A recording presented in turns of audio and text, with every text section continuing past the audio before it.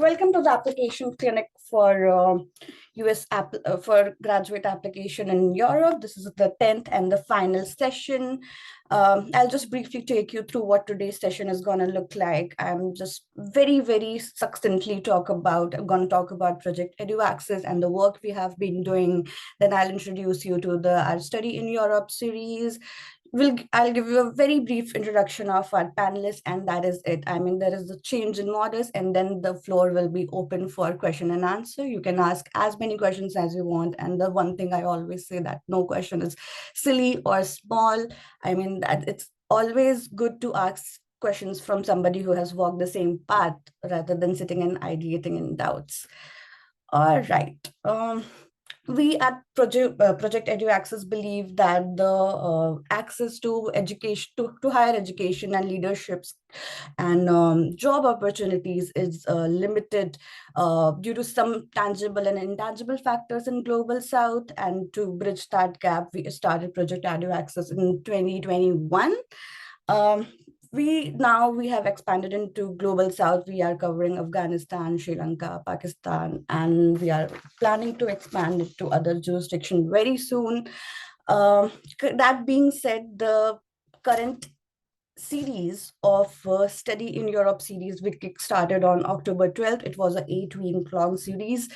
We covered a lot of generic and focused topics such as applying for masters in Europe, for PhD in Europe, joint masters, Erasmus Mundus masters, PhD in other specific jurisdictions like Italy, Germany, France, Netherlands, Switzerland, Spain, and finally we are to the very last session of this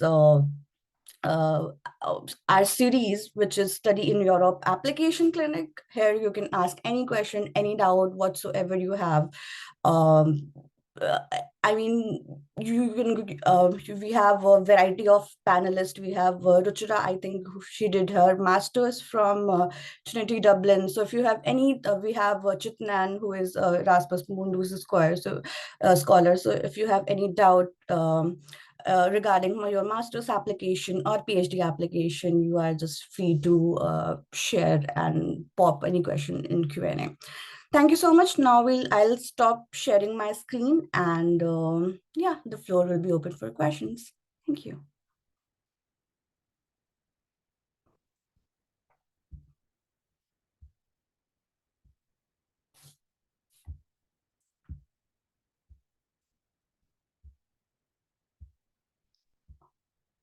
Is there any questions currently? I don't think. Okay. I have a question. I mean, there are some questions which I have made a bank of, which we keep receiving in our emails. How important are the standardized tests, like let's say TOEFL or IELTS, for admission to European universities? I mean, Ruchira, you can take a lead on it, and Chitnain and Rachana could contribute.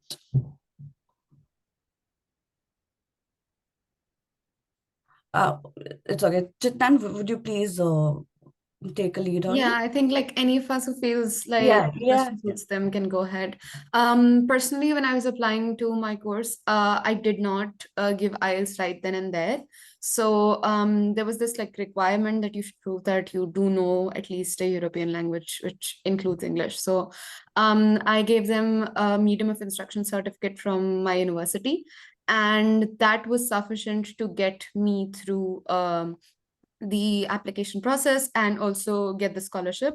So even though I think that kind of substantiates your application a lot, it's not the core thing that they're looking for. And I mean, like for my course on the website, it was mentioned that they do prefer candidates with, say, French or any other European language. And for me, I did not even put an IELTS score at the point when I was applying. So I think it's really your overall profile that is being judged. And yes, if you can prove your proficiency beforehand, it's great. But if not, I think it's still not going to affect your application too much. It's like adding cherry on top of a cake. If it's there, great. But if it's not there, it's nothing wrong. I'm sorry, I cannot hear you. Is it the same for PhD also? If Rachana and Ruchira could enlighten us on. Yeah, I think Chitnain put it very well. So basically, from my experience now, it's very university and institution dependent, where in the sense each university or each program will have their specific requirements. Some of them do, some of them don't. In most cases, you can get a waiver. What I wanted to add to that was actually something slightly, related but adjacent. That be careful about when you're looking at language requirements and uh, in general the medium of instruction. Make sure that most of the courses or all of them ideally are offered in English, because of course when you go, it's very encouraged that you should learn the local language, and I will definitely encourage you to do that. But it's a difference between conversational foreign language and technical foreign language. So make sure that all the courses are definitely offered in English. Mm-hmm. Yeah. Thank you so much. Thank you so much, Rachana. I think I'm sorry. yes. I'm sorry. I'm Yes. going to interrupt you. I think another thing that I would like to add to this language discussion is that sometimes, like for my case, I got in without the IELTS certificate, but then the embassy, when I was applying for my visa, asked me for it compulsorily. So sometimes it's not really just about your application. Sometimes it's about getting a visa as well. So you really don't know if it's really meant for you to give the test at the moment or later. But if you have already given it, I think you're already on the right track. But if you can go without it, it's also great. But I think that's the point that I'm going to add. Apart from the course, it's also the bureaucracy that can add to the requirements. Yeah. Okay, thank you so much, Chitnain. Between IELTS and TOEFL, if you could have any idea which is widely accepted in Europe, because from my research, I know it for the fact that US universities are inclined towards TOEFL and compared to IELTS, whether Oxbridge are inclined towards IELTS. So what is the scene in Europe between IELTS and TOEFL? What test universities prefer for the students who are targeting more than one university, so that they can give one test and then be assured? I can go ahead first about Yeah, this. please. I think again, I think the UK universities definitely prefer IELTS, and American universities go for TOEFL. But like when I was required to give the test, I could have chosen from IELTS, TOEFL, and Cambridge test. And I was also given the option that if my incoming university wants me to assess, like say from a local university based English language test, that will also be accepted. But I think it really depends on where you wish to apply. Like if you are going for an American university, TOEFL is a better choice to make sure that your application is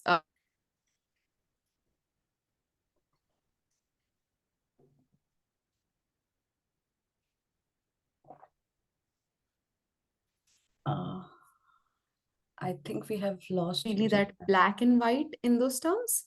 You can go for IELTS, you can go for TOEFL. I think it's mostly mentioned that you can go for either. Thank you so much. Thank you so much, Chitnain. Rachana and Ruchira, do you have anything to contribute?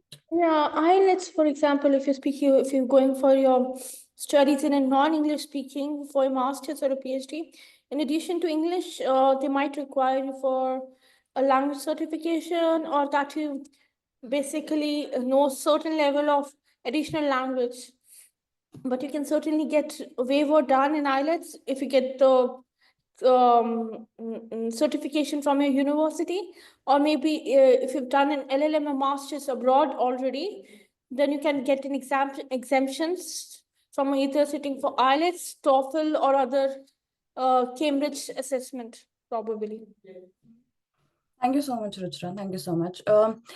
the other very famous question we receive all the time is what is the average cost of living for students in, let's say, your country? You can apprise us of your particular jurisdiction, and you can also draw a soft comparison on how it is when compared to UK and, let's say, USA.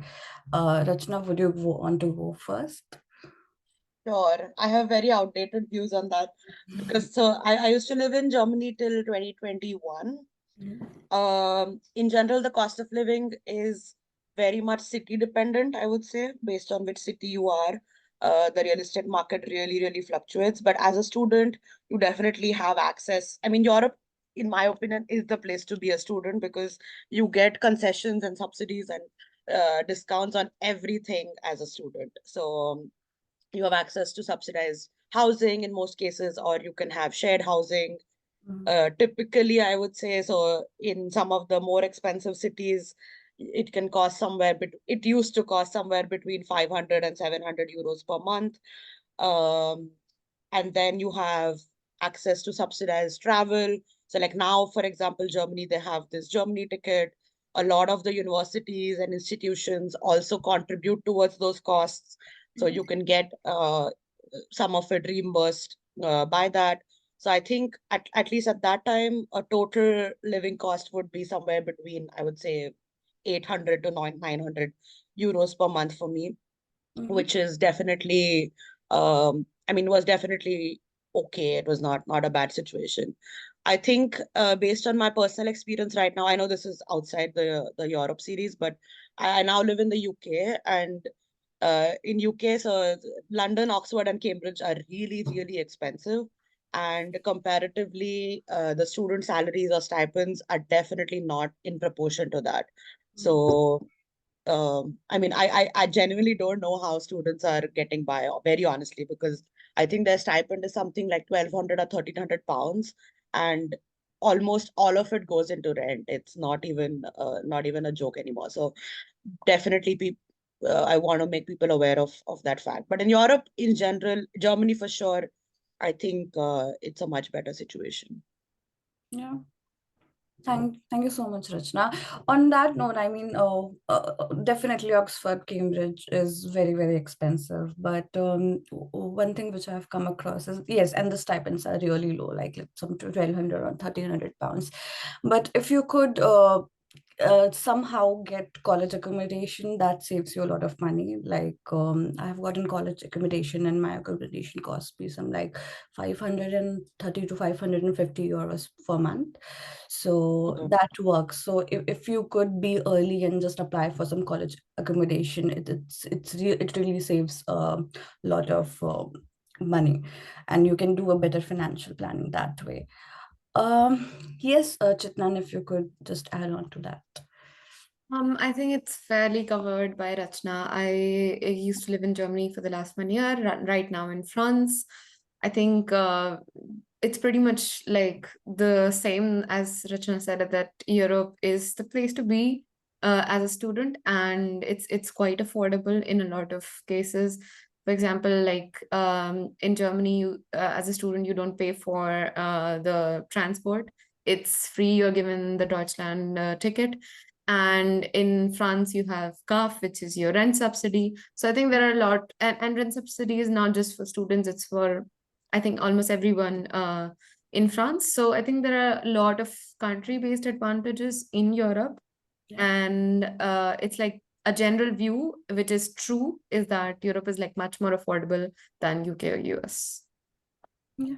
Ruchira, do you want to add on that? You have been living in Dublin and I think later in the UK, so you could just, yeah, that perspective would be helpful. Yes, living in the Dublin and now in Rome and future in UK, it means there's a lot of change in housing prices, housing style. Some like accommodation in Dublin in Ireland is quite expensive. The student accommodation just tend to fill out very easy, like quicker. You need to book your accommodation with a deposit. Around July to August, that will be the best time you book your accommodation.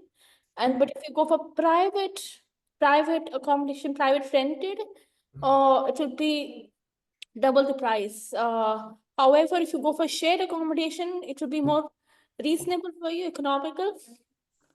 And I think you have renting sites such as daft.ie, Rent Ola, and in Italy you also have student accommodation. It's cheaper in Italy.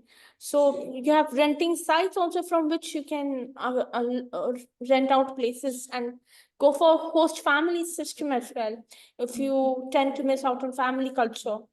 So these are various type of options, and some universities have tie-up with agencies, student places, hostels. Then these types of arrangement can provide you with cashbacks, for example, facilities, such as contract is very important. You should choose an accommodation with contract. It will give you certainty, stability, and you can, in certain countries, claim tax back on your renting as well.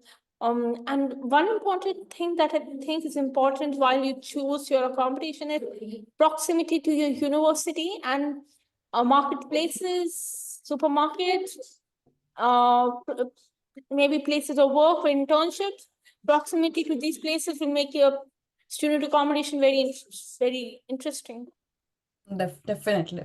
Thank you so much, Ruchira. We have a question in chat box. Sorry, can I just quickly add something? Yes, please, Rachana. Please. So, because when Ruchira said that, I thought of it. So, especially if you're planning to go to Germany, do fill out the tax returns. You get a lot of money back. You can claim for a lot of things. So, even if, for example, you buy a laptop or whatever, any kind of electronic equipment, but travel, transport, even a bunch of things. So, do invest some time and get those tax returns filed in. That's gives you some money at the end of the year. Thank you so much. Thank you so much, Rachana. We have a question in chat. Do you have any specific tips for making a CV using Europass? I'm required to make a Europass CV from one of my application, and Chitnain has already answered that the process to make is quite elaborate and simple. Once you are on the website, it will direct you to the various section and based on your education and experience. Do you have anything to add, Rachana? My only tip, what I was thinking was when I was talking to my mentee, she also had to make the Europass CV, and she was not very happy with the format. But then we discovered that there are a bunch of templates available as well. So if you have the same problem, don't forget to check out the extra templates. But yeah, as Chitnain said, it's quite, so it'll just ask you for all the information and actually format it for you. So just make sure you fill it. There's just a general comment that I think we've made for other CV sessions, that maintain uniformity. So for example, if it asks you for different dates, fill the dates in the same format. Maintain uniformity across different sections for the similar details. But yeah, that's my only tip. Thank you so much. Thank you so much, Rachana. Ruchira, do you have anything to add? I think what is important is like you can fund your stay accommodation by applying for scholarships as well. Some governments and state agencies provide you with, especially the international students, with the chance to obtain free accommodation or provide subsidized, like certain amount, 600 euros per month to stay at designated student accommodation. For example, in Italy, you have DISCO. DISCO is for DISCO scholarship for immigrant students studying in Italian university for a period of time to obtain a stipend to cover their accommodation and living standards as well. So that is very important. Look for external funding. But if you're working for part-time, I would say that you can apply for work from home instead of working for on-store job. It will save a lot of time traveling, and and it's better paid if you work for startups or look for traineeships online. Hybrid working will help you cover expenses for your accommodation, living standards. So that is some of the tips that I can give you. Thank you so much, Ruchira. That was very helpful.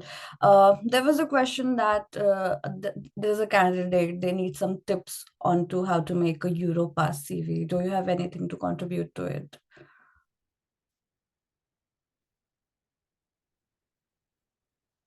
Ruchira, are you there? Yeah. Europass CV, I think they have a website to search for details either with manually or with filter system, but I would say that focus on your experience, work experience, but it's preceded by educational qualification. And keep it, brevity is very important if you're applying for traineeships. But if you apply for accommodation, so not for accommodation, for academic roles, you need not use Europass. Europass is important if you go for European Union related work experience, EU Commission related work, or inter-EU assignments or academic training programs, then you may use Europass. All right, thank you so much, Ruchira. I don't think we have anything in chat, but how does job market look like for international students in your respective jurisdiction? I mean, you can cover your own subject area and just let us know about that. I can start because I don't have a lot to add here. So I don't have a lot to add because I'm myself on an academic track, so I don't have personal experience, but based on what I see in just a bit of background. So I now work in the Department of Chemical Engineering and Biotechnology in the UK, and we see that I see a lot of students. It's a kind of a similar pattern, similar to across the world, where a lot of students get jobs in non-technical fields, so in finance, investment, management, and that's definitely quite booming, and they are quite successful. But even in core fields such as biotechnology, especially, there are I see a lot of students being successful with their job applications. So whether it's not just the undergrads, but also at the postgrad level. I mean, Cambridge is a place where we have a lot of biotechnology startups. So in the kind of East Anglia region, in London, all of these biopharma companies, they're quite successful. But yeah, I would say it's not really it's not completely hopeless. It's quite not bad actually. Yeah, thank you so much, Rachana. Yeah, I think just one thing that I would like to add on is the fact that it really depends on the country that you are in and where you're seeking job. If you have the country's language on your CV, if you have other relatable factors, maybe if your research or maybe something that relates to that particular firm of the country that you're applying to, or maybe in general, a study on the country kind of helps you to connect to that market and convinces the people hiring to maybe consider your application. But I think right now I'm also like just doing my master's and would go through this process soon. So I think right now would not be the time where I can add a lot of information, but hopefully in the coming years. Thank you so much. Thank you so much, Chitnain. We had a question from Mohammed Sam. Ma'am, can you please tell something about Saw that in Germany law from UK? Mohammed, can you please make your question a little bit specific? What exactly you are looking forward to so that we can address it? Yes, I'm so sorry, Rachana, you were. No. I'm sorry, I interrupted you. I think we discussed this in one of the sessions earlier, but in Germany, I know that they have increased the skilled worker scope of their visa. So definitely look into that, and that definitely shows you which areas or which fields in general are more lucrative for jobs. Yeah. Thank you so much. We also get a question that is it easier to shift to a PhD program in the same university if you are pursuing, let's say, your master's from the same universities in the Europe before you apply for the PhD program? I mean, what's the dynamics? I mean, is it easier if you pursue a master's in Europe and then shift to PhD in the same institution or similar institution, or you pursue master's in India and then move to PhD? Which one is the easier route to get through? Maybe I can start. Okay, go on. Okay, so if I may add, in certain universities, for example, in Italy, certain professors, if you have very good reputation and you worked extensively with them, they may invite you for the interview, for the process, and then you might shift from bachelor's directly to direct PhD program with stipend and without stipend. Otherwise, you can pursue a PhD without a master's as well in EU. But if you haven't done a strong bachelor's degree, or you haven't done very well in bachelor's, you can continue with the master's, get good upper first class or with the honors, then you can apply for a good PhD program in the EU. For example, in the Oxford University, it will boost your chances for studentship, stipend, scholarship, if you are able to reflect on your academic merits. Either it's with a master or a bachelor's. It's not necessary that you need to have a master's. If you're going for a deep academic commitment to studies, you can go for a PhD.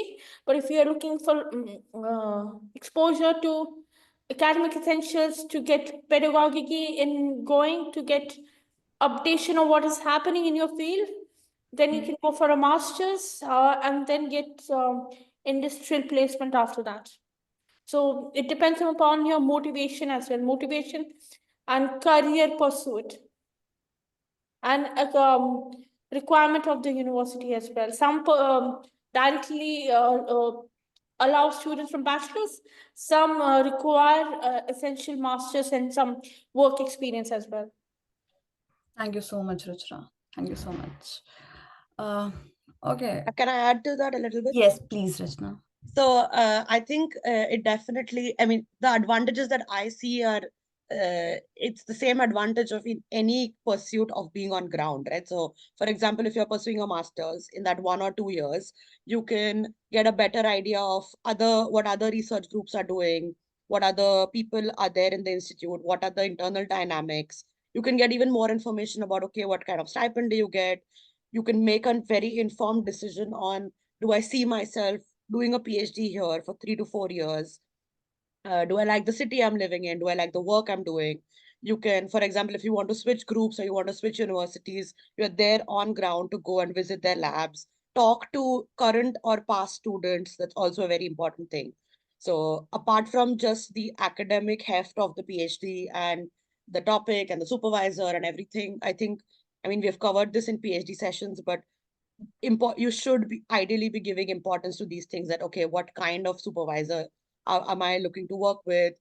Do I like the group culture? Do I like, are they a good supervisor in terms of, are they mentoring, are they, you know, encouraging in my career pursuits, all of these things. And also get kind of an on-ground view into what kind of subject is it, what is the work going to involve, what are the typical work patterns, all of these things. So it just helps to be on ground, because you can actually go and find these out for yourself instead of relying on second-hand information. So in that case, definitely it helps. But obviously, I don't think you can, I mean, if you're pursuing a master's in India, you are equally qualified, you have equal potential, equal talent to apply for PhD anywhere in the world. So yeah, that's my take. Thank you so much. Thank you so much, Rachana. If you have a question, my name is Raju and I'm from Hyderabad. I'm the first generation learner in my family. Pursuing higher education, currently I'm in a final year of LLB. His question is that for better opportunities, which country is the best for Indian students to pursue an LLM? Additionally, would specialization in LLM be most beneficial? I'm to complete my LLM with minimal expense, so I request your guidance on which country to choose and the recommendation for the best universities. I think Ruchira can go ahead in this. She had some LLM experience in Ireland, if I'm not wrong, and then maybe I can contribute. I'm doing my master's, not exactly LLM, but my master's in corporate law from Cambridge. So yes, Ruchira, could you please take this up? Thank you very much, Vatsala, and thank you, Likki Raju, for this interesting question. I must say that when you're narrowing down your interest, you need to see which subject area that you are very interested in, work placement experience, internship, and what amount of financial holdings that you hold, do not really exactly matter with that, because an LLM is an investment that you have to be careful about. It's not about the expenses. You can apply for external funding, loan, studentships, scholarships. I think Ireland has a good number of universities that offer students partial tuition fee waiver, offer part-time jobs, career placement cells. Uh, uh, Dublin is a major hub for technology and IPIT business law. It's preeminent for human rights as well. Dublin, Cork, Galway. It has Trinity College Dublin. It's one of the top 100 ranked universities in the world, and it has preeminent lecturers, rigorous academic teaching pedagogy, exposure to seminars and clubs and societies you can take advantage of. But again, I would say that Ireland is one of the rising top countries for your studies. Obtaining job and placement right after your LLM is not should be the direct goal. You can have a look over to Nordic countries such as Norway, Finland, uh, Sweden, as well as Belgium. I think Ireland is also very good for expenses as well. So I think Ireland will be best for students with limited means. So my experience so far has been really good so far, because I have been able to get exposure in financial services industry, work in human rights, charity, UNICEF, and improve my life skills, ability to manage my budget, and network around to get job elsewhere in the Europe. So Ireland can be the starting point. Ireland is very good in that way. Yeah. Thank you so much, Ruchira. Thank you so much. And I would like to add, I mean, if you want to pursue your LLM in any specific area, and if you research Europe and you find that this particular university has a good course in that area, I would suggest you to apply to that first. Also apply to a lot of internal and external funding. There is obviously a mental block when you're not coming from that sort of background, that how will I go ahead and fund my education. But I think there are ample of opportunities. So there are some internal fundings, there are external fundings as well. There are some fundings for only for the Indian students. We have had a lot of intensive sessions in this particular series. So I'll request you to go and check those videos for all the funding opportunities. Yeah, and then definitely go with the area you would want to like to study, rather than first considering the financial part aspects of it. Because if you get the hold of the area, if you get like acceptance, I am very positive that something works out. I mean, some or the other scholarship or the funding opportunity works out, and at least you will have something in your hand to evaluate and make a wise decision. Yeah, I hope that answers it. And if it does not, if you could be little specific to a question, what specifically you are looking at? Are you looking at it from the point of career exposure, placement, or immigration, or anything like that, on any specific subject interest? We would be happy to take it. Okay, thank you so much. We have a question from Ayla. Hello, my question is related to the visa process. I'm currently applying in Italy, and I heard there are a lot of visa rejections. Any suggestion to minimize that all? I see Chitnain has already answered that, but if you could just guide Chitnain on the call, so that anybody in the same situation could get a idea about it. I think this perception of generally having there are limited visas that are being approved, say for the case of Canada, that has been really minimized by the government. I think it's always there, but if you're applying for a student visa and you're fulfilling the checklist, I don't think there is anything that should be stopping you, unless there is maybe if your profile has something that would make the embassy want to investigate things more, which is very unlikely. Unless it's that case, I don't think there should be a problem. Yes, the time slots to find an appointment for the visa and to finally get it processed is going to be a long process, but I don't think there is any time coming soon where Italy's like, no, we're not giving student visas. As long as you are enrolled in a university, you have the checklist filled for the visa, I don't think it should be a problem. Thank you so much. Thank you so much, Chitnain. I don't think we have any more questions in chat, but if anybody wants to ask a question, they can just simply raise their hand. All right. So are there any specific fields or industries where certain European countries are more advantageous for study and research? I mean, do you know anything of that sort? That is any jurisdiction who is looking for a certain kind of candidates or certain candidates specializing in a certain field? Are there any scenarios in Europe?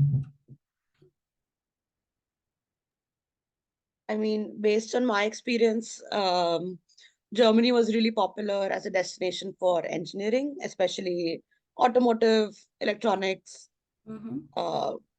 especially the southern region where you have, which is the hub of all these automotive companies like Daimler, Mercedes, Porsche, even Bosch.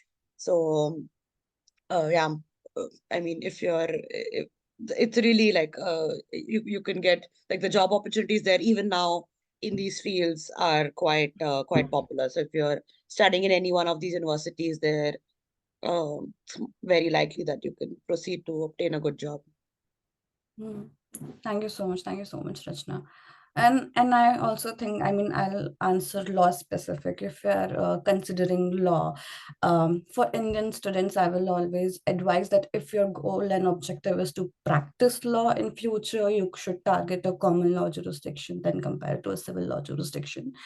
So yeah, and even if you're planning to practice law back in India or the country of jurisdiction you are targeting your master's to, you just make sure that it is a common law jurisdiction. A lot of things get taken care of.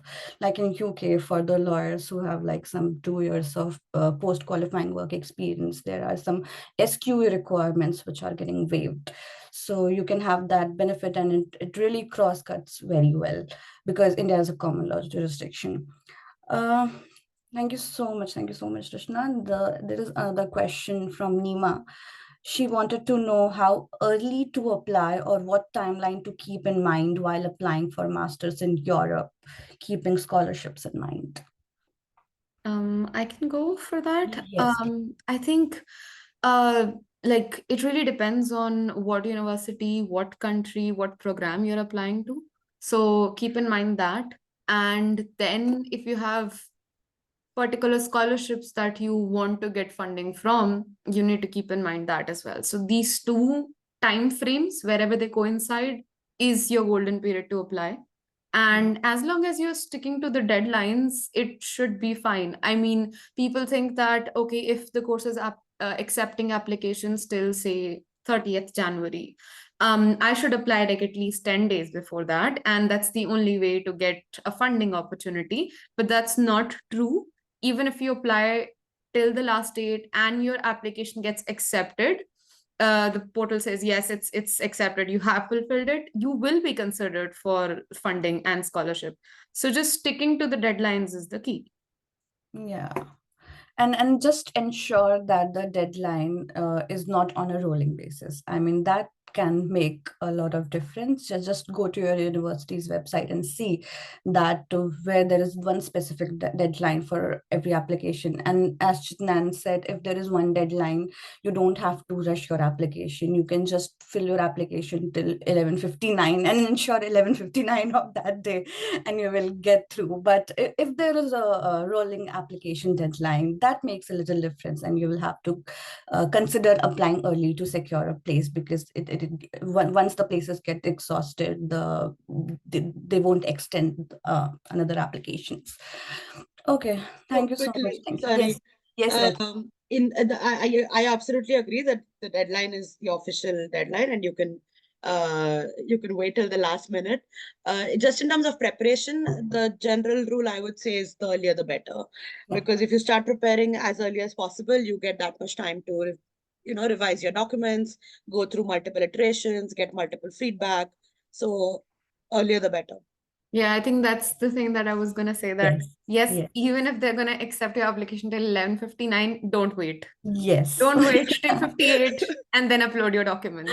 Yeah. Actually, I had this one case where, so what happens is a lot of people submit like very close to the deadline, The website. and sometimes the server crashes. Yes. So don't wait till the last minute. Yeah, that does happen. I think one day before the deadline, I mean, I shot all my application 1 or 2 days before the deadline, and I think that's the sweetest spot where you can be, because I know there are some people, I mean, there are, and I was some of those people who would like make some iteration and so small little changes to their application documents till last moment, and it just how this human psychology works. I think 1 or 2 days for me it worked. I think that's the sweet spot when you can actually ensure that all the documents are the way you want it, and then there is in good time you are ready to shoot it. I think so it depends on application to application, but there are some applications where you can always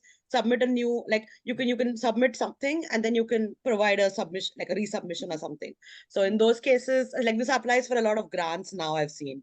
So what I do is you when you think you're good enough and you're okay to submit, I make like one submission and then I'll keep making iterations to it. But no, the earlier the better. Oh, that's that's very helpful actually. We don't have any more questions in the chat, and I do not have any more questions now. So yeah, guys, if you have any question, you can just raise your hand and we would be happy to answer. Yes, Saurabh has some question. Hi, I wanted some guidance regarding conditional offer, especially for the language test. How to go about, should I wait till getting an offer to or go it beforehand? Yeah, that's a very good question, actually. Do you want to take any of you? I think for me, the question was not that clear. Can you repeat that? Okay, so there are some university and some courses which give you conditional offer, and the offer will only be valid and running once you satisfy the condition of an English language test. There is another option of giving English language test first and then applying to the program. So the question I think is, which one would the universities prefer? To satisfy the requirements at the application stage or satisfy the requirements once you have the offer and then? I think either way it's good as long as you are fulfilling the conditions. I mean, I had a lot of friends who did receive conditional offer letters, and once they did, they knew like what else they need to fulfill in order to definitely have an admission letter. So I think if you're already applying, like keeping your documents ready in the application process, most likely you are going to get a final admission letter. And if you do not fulfill that and the university still thinks that, well, you're a good candidate, but you just need to like provide some more proof of, say, language or maybe a particular grade that you should be receiving in, say, last semester of your studies in your bachelor university. So I think by that time, you know what else you need to do to get in. And that's also great enough. As long as you are fulfilling the conditions asked by the university, you do have a great shot if you have a conditional letter to get in. Yeah. Thank you. Thank you so much, Chitnain. And I also think that the language test is a very formal requirement, and it has very less to say about the strength of your applications. So I am of the opinion that you can shoot your applications without completing the language test requirement, and there is a reason why they float conditional offer. That would not attest to, I mean, not giving language test at the stage of application would not attest to the strength of your application. What I think, you can anyway satisfy that requirement once you have an offer. There's a question of Shabir. Can you please say if someone who wants to apply for universities in Europe in 2026, when should we start preparing? Yeah, Rachana has said you can start preparing from today. But in general, what does the European universities guideline look like? Like in UK, the Cambridge guideline and LSE guidelines are some around in December, January, and it on for another universities like let's say QMUL and BATSPA, they extend it to March and April. What does timeline in other universities in Europe look like? If you could just let me know.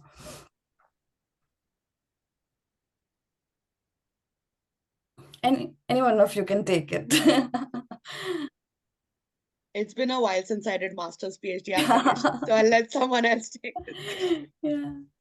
I think for the scholarships and like that you want to do for PhD in European Union, they might be they're state centric public funding for which are competitive in nature, in which you have to give out your research proposal, CV to one academic and one professional reference for your funding. They might have 2 rounds of interview if you clear the CV selection process. They might have further rounds of interview for shortlisting, and the funding also requires that you have the scholarship stipend might require for you to satisfy the funding requirement, financial needs as well. So you need to have your bank statements, account details, at least for 2 years worth, or maybe utility bill, your attachment collateral details if you have taken loan in the past, to show that if you satisfy the needs to require the funding or not. So these are few criteria for obtaining the funding. For example, in Ireland, you have Government of Ireland studentship was worth rupees 10,000 euros per year. So it follows the same process for humanities, social sciences, general science, physiotherapy, for example, music and arts. But for other fields, they might be different. For different fields, they might be field-specific scholarship as well. There is new requirement in my university, of which I'm an alumni, Trinity College Dublin. They have started providing stipend worth rupees 25,000 per year, above the minimum wage level. And apart from that, they offer more teaching assistant roles that you can apply for to fulfill your not just your financial living standard, but also gain some exposure at the same time. So each university might have different level or amount of scholarships to be provided, and you have to meet some conditions after obtaining the scholarship. If you violate those conditions, they might terminate your scholarship and stipendship as well. You need to be able to follow through to the next year as well, to follow your academic commitments, disciplinary requirements. You might have a publication requirement for your PhD, quality check they do every year, and that you communicate well on time with your supervisor as well. So these are some conditions, requirements for you to be able to get university scholarship, studentship, or state public funding. Thank you so much. Thank you so much, Ruchira. There's a question from Shabir. He is planning to pursue his master's in international development or public policy. And he's asking what other scholarships he could apply to, except for Erasmus and that. Chitnain has answered that, I think. Do you guys have anything else to share? I think that's fairly answered. I think it's a good idea to look at other webinars and workshops from EduAccess. Yeah. Yes. We do not have any other questions in chat. Guys, do we have any questions? Okay. Okay, then I think we have come to the end of this session. Before I conclude, do you have any other tips or advice? Because this is our final session of the series. If you could offer to our participants just some final words. I have a closing comment, which is a regular for me. I just want to tell everyone, all the applicants, that this is a process which depends on a lot of factors. There is no one recipe for success or one reason which got your application accepted or rejected. I hope everyone's applications are successful, obviously, and this is the whole process endeavor in this process. But my advice is don't take anything personally. Any rejection, any result, of course, ask them for feedback, but if it's a rejection without any feedback, it's not that you're not good enough or talented enough. There are a lot of factors which play a role. You don't know what those are, so don't take anything personally. Feel bad for 5 minutes, but then on to the next plan, next step. Keep the hopes high. Yeah, that's my That advice. is very much motivating. I could also use that. Me too. Yeah. I completely agree. Yeah. Sorry, please go ahead. Please, Chitnain, if you have some final closing words, some words of motivation to just keep the spirits high. I mean, this is very stressful time. This starts from December and goes on till March. And I distinctly remember I was all over the place at this time. So if you could offer any guidance or advice on that. I think what I've been observing in EduAccess sessions for a while now as a panelist, and in general in life, I think the things that we think are cliche are actually enough. Just like the motivation Rachana just gave us, it might sound cliche. Okay, don't take things personally, and it's okay, but that is true. And there is this whole sense of anxiety that we have, put ourselves into so much that we're like, no, there must be a reason, and you really need to dig what exactly is it. But sometimes let things be. Apart from motivational things, I would want to say that there are certain things that you can do when you're applying, and once you've also received a rejection letter, just see the things that are in your control and do that. Now, things that are in your control can be, when you are applying, make sure you read every word on the website. I'm not saying that you should remember it by heart, but just literally know every requirement. That is something that's in your control. But how exactly, maybe the mood of the professor who's reviewing your application is not in your control. So let's just not fixate on that and control things that are in our means. And also, once you're applying, or maybe after you have applied, try to talk to the people who are already there via LinkedIn, or maybe shoot out an email to Project EduAccess and try to connect with people who are doing what you want to do. Try to make the efforts of getting closer to your goals, and once you're doing the efforts, the universe sees, and what is meant for you will find you. Thank you so much. Thank you so much. That was very encouraging.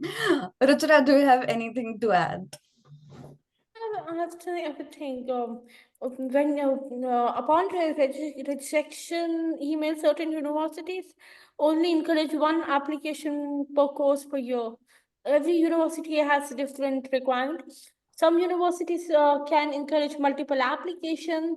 You have to see that as well. And application fee waiver is very important. Like if you show that you're unable to obtain the necessary funding, you can apply for application fee waiver. The language test fee waiver, these are some of the tips in obtaining a financial advantage. But in some universities, you cannot challenge rejection of your offer, not rejection. Rejection, yes, rejection if you're not able to get admitted to a particular course. But you can ask reasons. Why is that so? Why did you get rejected? Some universities may not allow additional reasons, but you can consult. And she can also apply for visas through VFS globally. Especially if you're applying for visa to Ireland and UK, to other universities in EU such as Italy, USA or Canada, you can use VFS Global. They process your visa very smoothly. I had one of the best experience through VFS Global as well as through agents. When you apply for visa, they encourage you to, it becomes less and less hassle-free. Thank you so much, Ruchira. Thank you so much. And yeah, one final thing I would like to say is do not self-reject yourself. I mean, I meet a lot of people and I've met a lot of mentees who self-reject themselves out of some universities thinking that we cannot make a cut. I mean, I really know where it's coming from when you're not with that kind of background. You tend to doubt yourself. I mean, for the longest time, my mental block was with even if I get an admission, will I be? I mean, I had a decent academic record and I was a little bit confident that I'll be able to make a foot in the door, but I was not confident whether I'll be able to make it through the funding or not. So that was the biggest mental block, which helped me for like some 2 years before I finally before I finally committed to just taking a step ahead. So just don't self-reject yourself, then don't be in that sort of mental block. Just go apply and shoot that application. Do a very well financial planning. I mean, do not wait for you to shoot the application and then plan the finances. If finance is an issue for you, just do it side by side, because a lot of financial award application closes on the date of deadline, or some of the closes before the deadlines, like for Stanford.